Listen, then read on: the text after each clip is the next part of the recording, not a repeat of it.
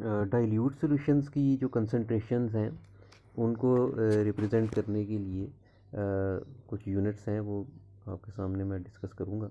एक है पार्ट्स पर मिलियन, फिर पार्ट्स पर बिलियन और पार्ट्स पर ट्रिलियन।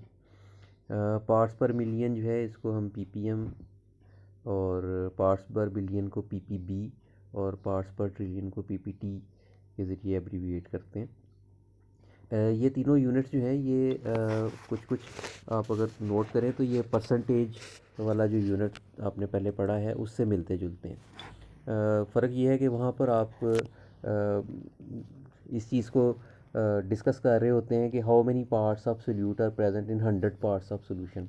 तो फ़र्क सिर्फ इतना सा है कि यहाँ पर 100 पार्ट्स की बजाय मिलियन पार्ट्स, बिलियन पार्ट्स या ट्रिलियन पार्ट्स ऑफ सोल्यूशन के अंदर हम सोल्यूट के जो पार्ट्स हैं उनको ले रहे होते हैं। तो सबसे पहले ज़रा हम पीपीएम यानी पार्ट्स पर मिलियन को डिस्कस कर लेते हैं। Ppm is the number of parts of solute present in million parts of solution.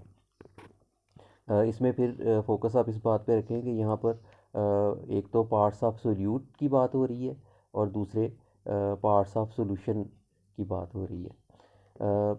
यहाँ पर पार्ट्स जो हैं वो बाई वेट भी हो सकते हैं, यानी बाई मैस, यानी ग्राम्स, किलोग्राम्स वगैरह, और पार्ट्स बाई वॉल्यूम भी हो सकते हैं, और दोनों मिलके भी हो सकते हैं। जिस तरह आपने परसेंटेज में देखा था कि वेट बाई वेट यानी मैस बाई मैस, या फिर वेट बाई वॉल्यूम, या वॉल्यूम बाई वेट, या वॉल्यूम बाई वॉल्यूम, ये 4 किस्म के परसेंटेज यूनिट्स आप पढ़ चुके हुए हैं।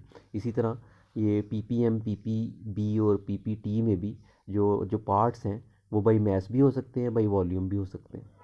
तो जनरली हम पार्ट्स की टर्म यूज़ कर लेते हैं।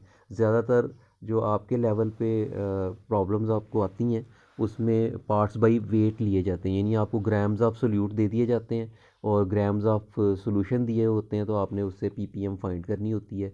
या फिर ये है कि पीपीएम गिवन होती है और आपने उसमें ग्राम्स ऑफ सोल्यूट या ग्राम्स ऑफ सॉल्यूशन फाइंड करने होते हैं। बहरहाल फार्मूला जो पीपीएम फाइंड करने का है वो इस वक्त आपके सामने है। अगर आपने पार्ट्स पर मिलियन फाइंड करने हो तो parts of solute divided by parts of solution multiplied by 1 million in 10⁻⁶।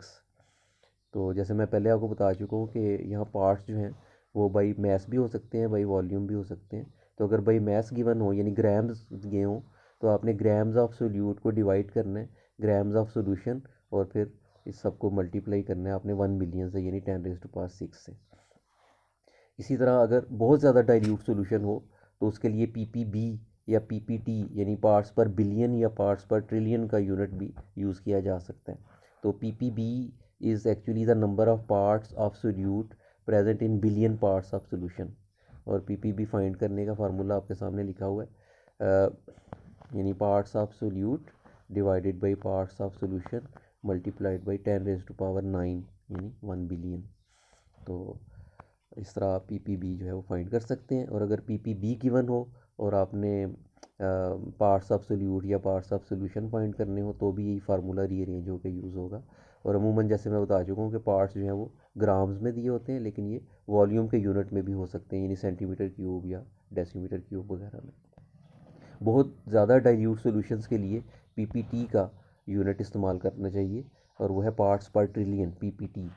PPT find करने के लिए फार्मूला आपके सामने है, parts of solute divided by parts of solution multiplied by 1 trillion यानी 10⁻12। यदि अगर आपको किसी सोल्यूशन की पीपीटी फाइंड करना है तो आप उसके जो सोल्यूट का मैस है उसको डिवाइड करेंगे सोल्यूशन के मैस से, और फिर इस सब को मल्टीप्लाई करेंगे 1 ट्रिलियन से, तो इससे आपके पास पीपीटी आ जाएंगे। और अगर पीपीटी गिवन हो और मैस या पार्ट्स फाइंड करने हो तो भी इसी फार्मूले को आप रीअरेंज करके यूज़ करेंगे। और जितने भी अभी तक आपने कंसंट्रेशन के यूनिट्स पढ़े हैं आपको इससे रिलेटेड तमाम एग्जांपल्स अच्छी तरह सॉल्व करनी है। और इसके अलावा उसके बाद आप सेल्फ चेक एक्सरसाइज जो है वो करें तो आपकी बेहतरीन प्रैक्टिस होगी, और आगे चल के आप जो कुछ भी सोल्यूशन से मुतल्लिक पढ़ेंगे वो आप बआसानी जो है उसको समझ भी सकेंगे और अप्लाई भी कर सकेंगे इंशाल्लाह।